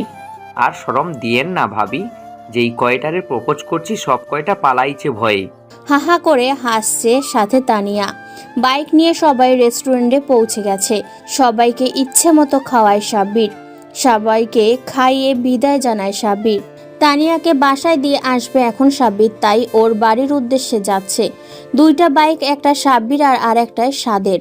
বাকিরা চলে গেছে, আর সাদ সারাদিন সাব্বিরের সাথেই থাকে। সাব্বির ওকে নিজের ছোট ভাইয়ের থেকেও বেশি ভালোবাসে। তানিয়ার বলা ঠিকানা মতো সাব্বির পৌঁছে গেছে। একটা এতিমখানার সামনে এসেছে তারা। এখানে কেন তানিয়া? তুমি হয়তো জানো না, এই পৃথিবীতে আমার আপন বলতে কেউ নেই। আমি এতিম, আর এটাই আমার বাড়ি। সাব্বিরের তানিয়ার জন্য দুঃখ হয়। তানিয়ার চোখে পানি ছলছল করছে। আরে পাগলি, কান্না করো কেন? কে বলছে তোমার কেউ নেই? আমি আছি না? তোমার জন্য আজ থেকে তোমার আমি আছি। তাই তুমি আর কোনোদিন নিজেকে এতিম বলবে না, ঠিক আছে? ওকে। বলেই সাব্বিরের বুকে মাথা রাখে। তানিয়া, ভাবছি তোমাকে কিছুদিনের ভেতরে আমার বউ করে নেব। সত্যি? হ্যাঁ, আব্বুকে বলে নি, তারপর। আচ্ছা, এখন ভেতরে যাই, ভালো থেকো। তোমাকে কাল এখান থেকে পিক করে নেব। আচ্ছা। কিন্তু এর মধ্যেই তানিয়ার জন্য ঘনিয়ে আসছিল অনেক বড় বিপদ, যেটা সাব্বির জানতো না। সাব্বির বাসায় চলে আসে। সাদ সাব্বিরকে বিদায় জানিয়ে চলে যায়। সাব্বির ওর বাবাকে সবটা খুলে বলে। তানিয়ার ব্যাপারে ওর বাবা অনেক খুশি হয়, কারণ ছেলে এই প্রথম কারো কথা মুখ ফুটে বলেছে। ছোটবেলায় মা মারা যাওয়ার পরে ছেলেটা একেবারে চুপসে গেছিল, কারোর সাথে তেমন কথা বলতো না। কিন্তু আরিয়ান, নীল, অমর, সাইফুল ওদেরকে যখন থেকে পাশে পেয়েছে তখন থেকেই সবটা ভুলে গেছে। তাই সাব্বিরের বাবা চায় না সাব্বির আর কোনো কষ্ট পাক। এইভাবে কিছুদিন সাব্বির আর তানিয়ার প্রেম কাহিনী খুব ভালোই চলছিল। সাব্বির ভালো হয়ে যাচ্ছিল, গুন্ডামি মাস্তানি ছেড়ে দিয়ে পড়াশোনায় মন দিচ্ছিল। সাব্বিরের কারণে ওর বন্ধুরা সহ সাদও ভালো হয়ে যাচ্ছিল। কিন্তু সব ভালো সবার সয় না। তানিয়ার প্রতি কারোর তীব্র ক্ষোভ ছিল, যেটা অনেক ভয়ঙ্করভাবে সাব্বিরের জীবনে আঘাত আনলো। কলেজের বাইরে তানিয়া সহ সাব্বিররা সবাই ফুচকা খাচ্ছিল। তখনই তানিয়ার প্রচণ্ড ঝাল লাগে। দোকানদারের পানি শেষ, তাই সাব্বির রাস্তার ওপাশের দোকানে যায় পানি আনতে। পানি নিয়ে চলে আসছিল, তখনই একটা ট্রাক এসে সাব্বিরকে উড়িয়ে দিয়ে চলে যায়। তানিয়া সহ সবাই এটা দেখে জায়গাতেই বরফের মতো জমে যায়। তানিয়া সাব্বির বলে চিৎকার দিয়ে ছুট লাগায়। পেছনে আরিয়ান, অমর আর বাকিরাও দাঁড়িয়ে আছে। সবটা যেন কেমন থমকে গেছে এক মুহূর্তেই। সবটা হয়ে গেল সাব্বিরের কাছে যাওয়ার জন্য। যেই তানিয়া সহ বাকিরা দৌড় দেয়, তখনই আর একটা বাস এসে তানিয়াকে উড়িয়ে দিয়ে চলে যায়। তানিয়া সাব্বিরের কাছে যেতে চাইলো, কিন্তু মাথা সহ সারা শরীরে অনেক চোট থাকায় সাব্বিরের কাছে যেতে পারে না। কিছুক্ষণের ভেতরেই তানিয়া চোখ বন্ধ হয়ে আসে। সাব্বির সেখানেই পড়ে আছে, সবটা দেখছে পড়ে থেকে, কিন্তু নড়াচড়া করার শক্তিটুকুও পাচ্ছে না। চোখ দিয়ে অশ্রু বেয়ে বেয়ে পড়ছে। সাব্বিরের বন্ধুরা দুজনকে গাড়িতে ওঠায়। সাদ সহ সবাই কান্না করছে। ভাই একটু চোখটা খোলার চেষ্টা করেন, ভাই আপনার কিছু হবে না, ভাই আপনার কিছু হবে না। সাব্বিরের বন্ধুরা সবাই তানিয়াকে আর সাব্বিরকে একটা হসপিটালে ভর্তি করায়। সাব্বিরের জ্ঞান ফেরে 2 দিন পরে। জ্ঞান ফিরতেই সাব্বির চারদিকে তানিয়াকে খুঁজতে থাকে, কিন্তু তানিয়াকে না দেখতে পেয়ে সাব্বির চেঁচামেচি করতে থাকে। কিন্তু কেউ আসছে না। একটু বাদেই নার্স প্রবেশ করে কেবিনে আর সাব্বিরের অবস্থা দেখে ওর বন্ধুদের সহ ওর বাবাকে খবর দেয়। সাদ হাসপাতালের বাইরে ছিল। দোকানে সাদ ছুটে আসে। সাদ কেবিনে প্রবেশ করে দৌড়তে দৌড়তে। কেবিনে প্রবেশ করতেই ভাই শান্ত হন, সব ঠিক আছে। তানিয়া কই? ও কোথায়? ও ঠিক আছে? সাদ কিছু বলছে না, চুপচাপ দাঁড়িয়ে আছে।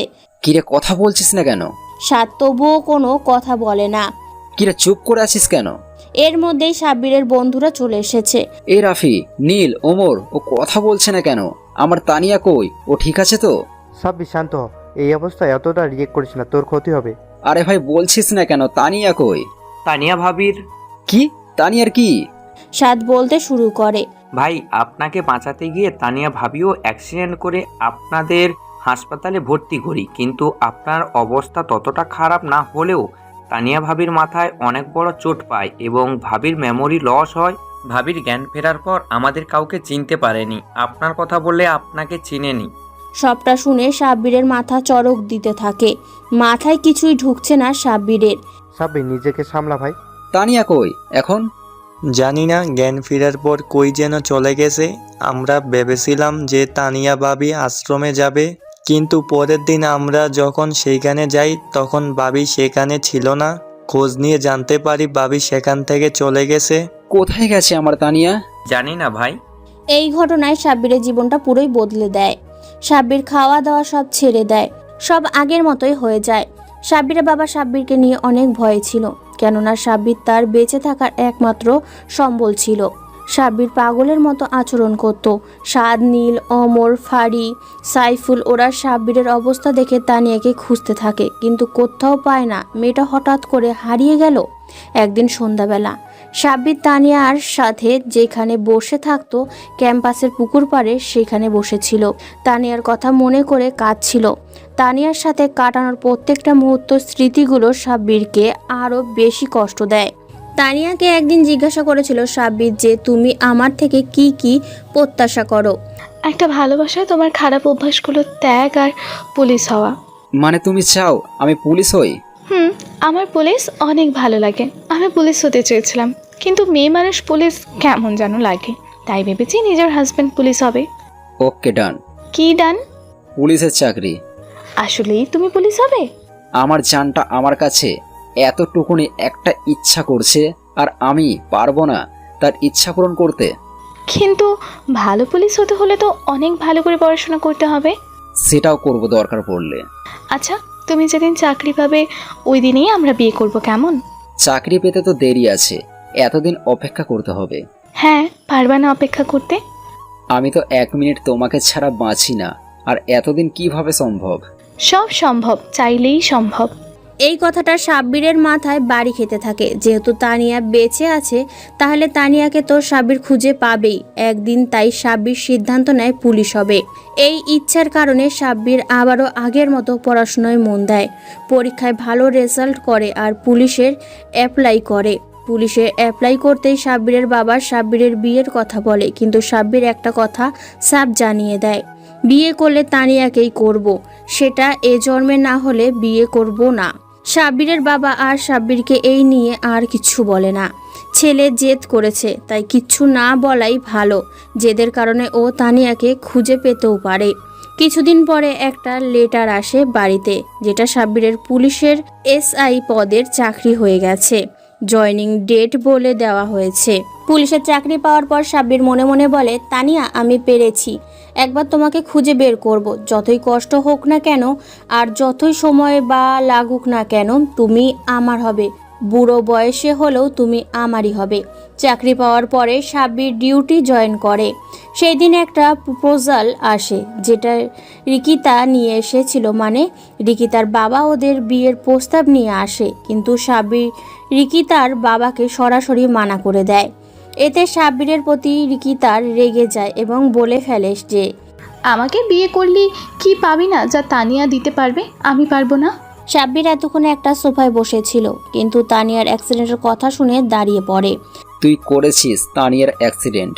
হ্যাঁ আমি করেছি। ওই দিন তোকে গাড়ি দিয়ে ধাক্কা দেওয়া সব আমার প্ল্যান ছিল, কিন্তু ওই দিন কীভাবে যেন ওই ড্রাইভারটাকে খুব জোরে আঘাত করে, যেটা আমার প্ল্যানে ছিল না। ঠাস ঠাস করে কয়েকটা থাপ্পড় বসলো সাব্বির রিকিতার মুখে।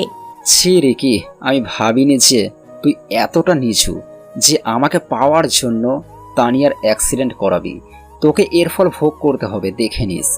এদিকে রিকিতা ভয় পেয়ে চলে যায়। এর কিছুদিনের ভেতরই সাব্বির রিকিতাকে ভুয়া মার্ডার কেসে ফাঁসিতে ঝোলানোর ব্যবস্থা করে দেয়। এরপর তানিয়াকে খুঁজতে থাকে আর এর মাধ্যমে বিভিন্ন কেস ঘাটতেও এবং বিভিন্ন জায়গায় ঘুরতে গিয়ে বিভিন্ন কঠিন কঠিন কেস সলভ করে সাব্বির কমিশনার পদে প্রমোশন পায়, যেটা তো জানতেনি। আর এতক্ষণ অতীতের ঘটনা ছিল। বর্তমানে সাব্বির কমিশনার অফিসে যাবে, তখনই একটি মেয়ে সাব্বিরের সামনে এসে দাঁড়ায়, যাকে দেখে সাব্বিরের অতীতের স্মৃতিগুলো নাড়া দিয়ে উঠেছিল। সে আর কেউ না, লিয়া, যে রিকি তার বেস্ট ফ্রেন্ড ছিল। কি হলো? কে আপনি? এভাবে গাড়ির সামনে দাঁড়ালেন কেন? সাব্বির ভাই, আমাকে চিনতে পারছো না? আমি লিয়া। লিয়া? ও হ্যাঁ, মনে পড়েছে। তো কি খবর হঠাৎ এভাবে গাড়ির সামনে? ভাই, একটা কথা বলতে এসেছে, আর পারলে আমাকে ক্ষমা করে দিবেন। কি কথা যে এভাবে আসতে হলো? ভাই, আপনার তানিয়ার সম্পর্কে বলতে এসেছি। তানিয়ার সম্বন্ধে? হ্যাঁ, তানিয়ার সম্বন্ধে, কিন্তু এখানে না, অন্য কোনো জায়গায়। আচ্ছা চলো। বলে সাব্বির ফাহিমকে নিয়ে বাড়ির বাগানে গিয়ে বসে। সাথে লিয়াও এসেছে। বসার পর সাব্বির ফাহিমকে কফি আনতে বলল। ফাহিম চলে গেল। ভাইয়া, যেটা বলবো সেটা আপনার হয়তো বিশ্বাস হবে না, তবুও আপনাকে বিশ্বাস করতে হবে। রিকিতা আপনাকে একটা কথা বলেনি, আর কোনোদিন বলতেও না। আমি জানি আপনি তো সবটা জানেন। আপনাকে আর নতুন করে কি বলবো? ওই দিন তানিয়ার অ্যাক্সিডেন্টের করেই রিকিতা শান্ত হয়নি। আরেকটা ঘটনা না ঘটানো পর্যন্ত ওর মন শান্তি পেত না। তাই ওই দিন হাসপাতালে যায়। যখন জানতে পারে যে তানিয়া বেঁচে আছে, তখন অনেক রেগে যায় আর তানিয়ার কে মারার মতলব করে। কিন্তু এটা আমার পছন্দ হয়নি। আমার মন সায় দেয়নি এতে। আমি রিকির বেস্ট ফ্রেন্ড হতে পারি, তবুও একজন মানুষ হয়ে আর একজনের জীবন নিয়ে খেলা, এটা আমার পছন্দ হয়নি। তাই আমি রিকিতাকে মানা করি, কিন্তু রিকিতা বলে যে হয় ওকে মেরে ফেলবে, না হয় এমন কিছু করবে যার ফলে যাতে তানিয়ার জীবন থেকে আপনি মুছে যান।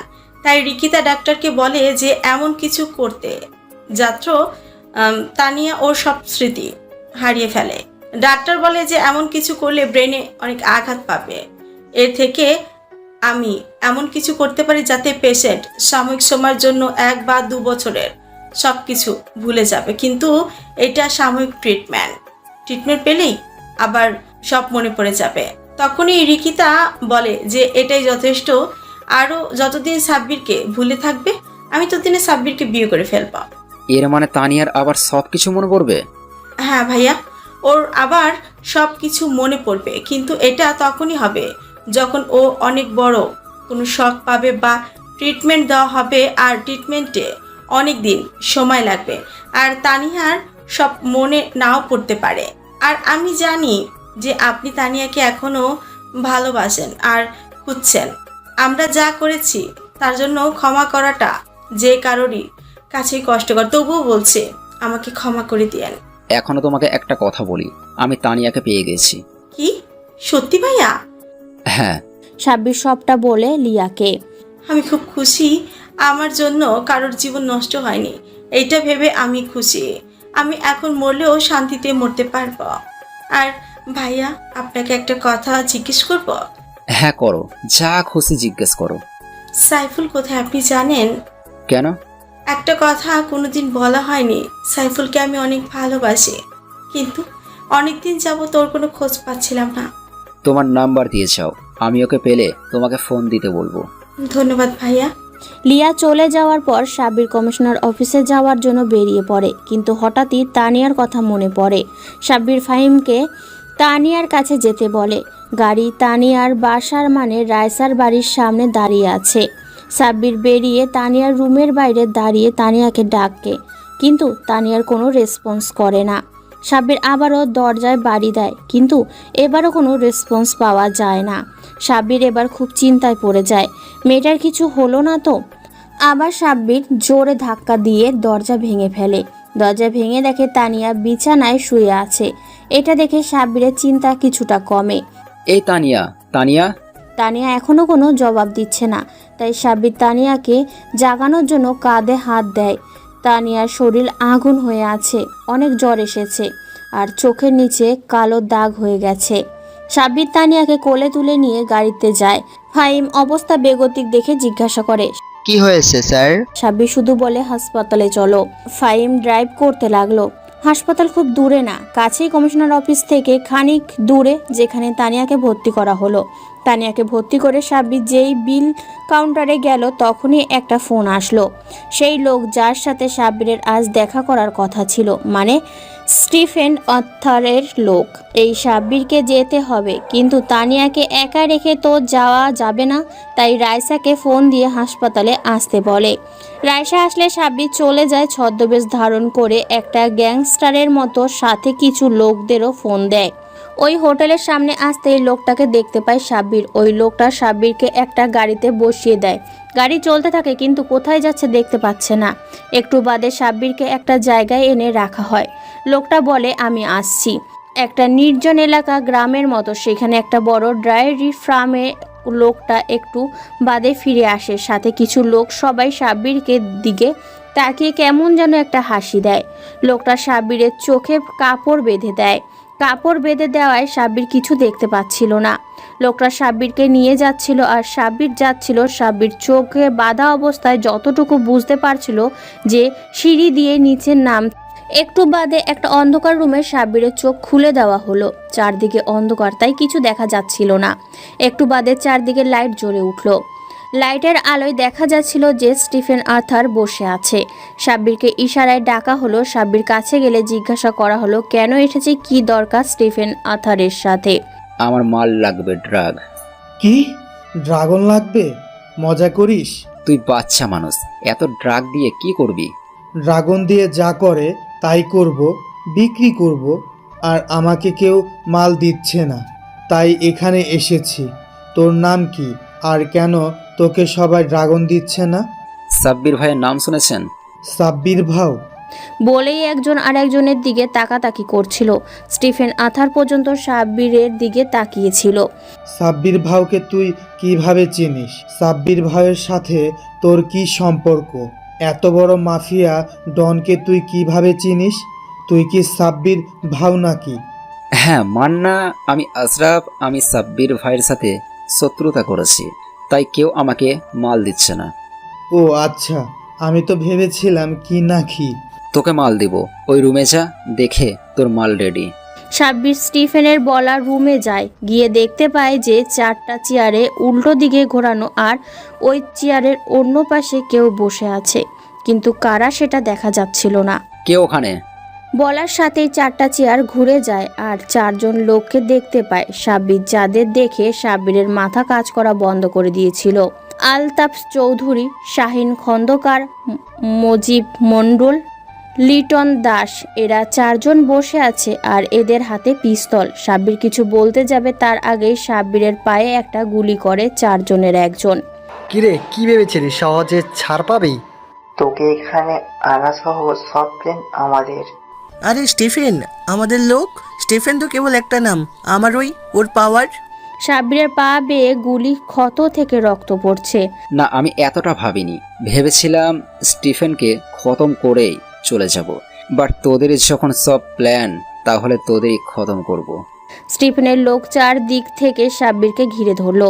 সবাই সাব্বিরের দিকে বন্দুক তাক করে আছে, মনে এক ক্রাশ ফায়ার করবে, কিন্তু তখনই বাইরের থেকে কিছু লোক এসে বলল, বস, একটা হেলিকপ্টার এসেছে বাইরে, আর তার থেকে 5-6 জন লোক নেমে আসছে আমাদের দিকে। আমাদের 5 জন লোককে মেরে দিয়েছে। সাব্বির এটা শুনে রক্তাক্ত অবস্থায় হাসতে থাকে।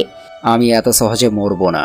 তখনই স্নাইপারের গুলির মতো ফসফস করে কতগুলো গুলি চলল আর স্টিফেন সহ সবাই মাটিতে শুইয়ে দিল।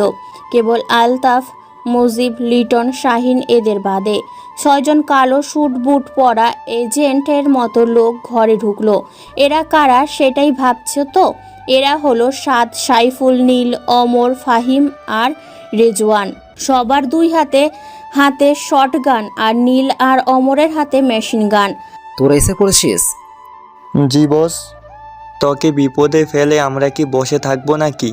কিন্তু একটু লেট হয়ে গেছে, আর একটু আগে আসলে পায়ে গুলি খেতি না। আলতাপ সহ বাকিরা বসে আছে, মনে হচ্ছে গরম কড়াইয়ে বসিয়ে রেখেছি এমন করছে। কি আলতাফ সাহেব হাওয়াফুস? তুই পুলিশ না? হ্যাঁ। তাহলে এরা কারা? এরা secret agent, top secret agent, আর আমিও একজন secret agent, plus underworld king mafia don Sabbir ভাও। সাব্বির ভাই? এখন কি করবে বল? আমাদেরকেও মেরে দিবে? তো কি ভেবেছিস? কিন্তু আগে এটা বলছে স্টিফেনের সাথে তোর সম্পর্ক কি? স্টিফেন আমাদের জন্য কাজ করে, আমরাই ওকে ডন বানিয়েছি।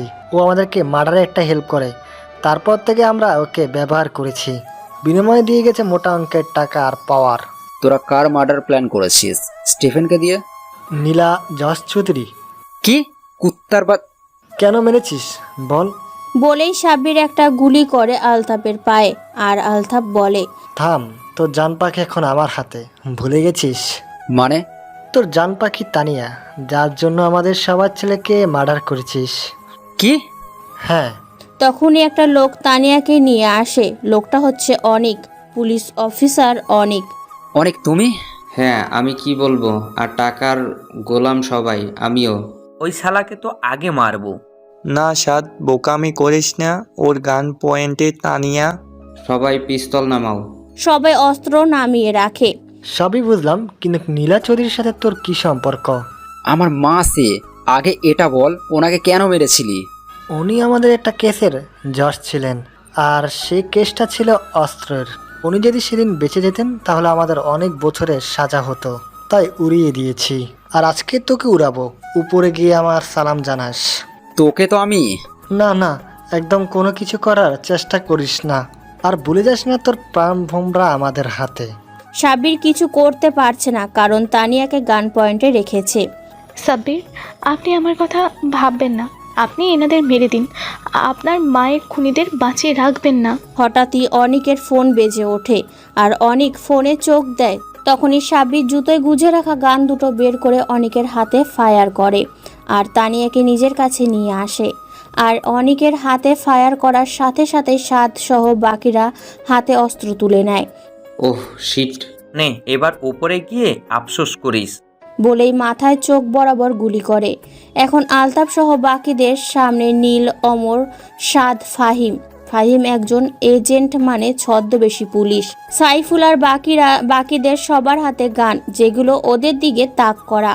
সাব্বির তানিয়াকে নিয়ে ঘোরাতে ঘোরাতে বাইরে চলে আসে। তানিয়া উল্টো দিকে ঘুরতেই ফায়ারিং এর আওয়াজ শুরু হয়। তানিয়া পেছনে তাকাতে গেলেও সাব্বির তাকাতে দেয় না, কারণ সাদরা আলতাপদের ক্রাশ ফায়ারিং করছে, মানে ব্রাশ ফায়ার।